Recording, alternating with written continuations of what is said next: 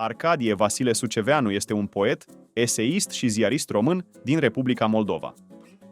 Arcadie Vasile Suceveanu s-a născut la data de 16 noiembrie 1952 în satul Suceveni, raionul Hliboca, Adâncata, din regiunea Cernăuți, astăzi în Ucraina, în familia lui Vasile și Catrina Sucevan. După studiile efectuate la școala de 8 ani și la școala medie din Carapciu pe Siret, a urmat cursurile Facultății de Filologie, secția Limba și Literatura Română, din cadrul Universității de Stat din Cernăuți. După absolvirea facultății, a lucrat ca profesor de limba și literatura română în satul Horbova din raionul Herța și apoi ca redactor și redactor șef la editura Literatura Artistică din Chișinău, devenită ulterior editura Hiperion. A fost ales apoi ca vicepreședinte executiv al Uniunii Scriitorilor din Republica Moldova, secretar și apoi președinte al filialei Chișinău a Uniunii Scriitorilor din România. A debutat ca poet cu versuri înginate mamei, în zorile Bucovinei.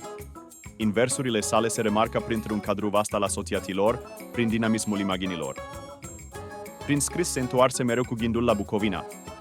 Pe lângă volume de versuri, a mai publicat eseistică, cărți pentru copii și abecedare. Este foarte apreciat și pentru cărțile destinate copiilor. Știu că la școală, dacă vrei să fii colam, poezii de seama voastră, filmul copilăriei, Rața și Arhimede, Când suntem copii și apor A. De asemenea, a mai publicat cronici literare, eseuri și a tradus din poezia ucraineană și rusă. Selecții din versurile sale sunt incluse în antologii de poezii din România, Suedia, Ucraina, Rusia, Turcia, Macedonia, Franța, Belarus și Italia.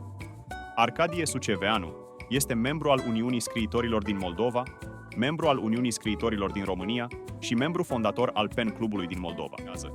El a cultivat și cultivă metafora, simbolul parabola, prin care îți dezvăluie gândirea îndrăzneață și dă strălucire exprimării rafinate care îl apropie de moderniști.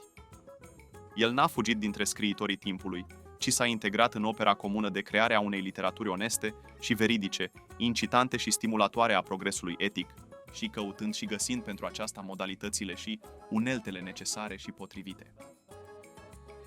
El n-a luat de la înaintaș vetustatea inerentă, ci s-a smuls din aceasta, devenind un poet modern prin viziune și prin procedee. Laureat al mai multor premii, între care Premiul Național al R. Moldova, Premiul Academiei Române, Premiul Uniunii Scriitorilor din Moldova.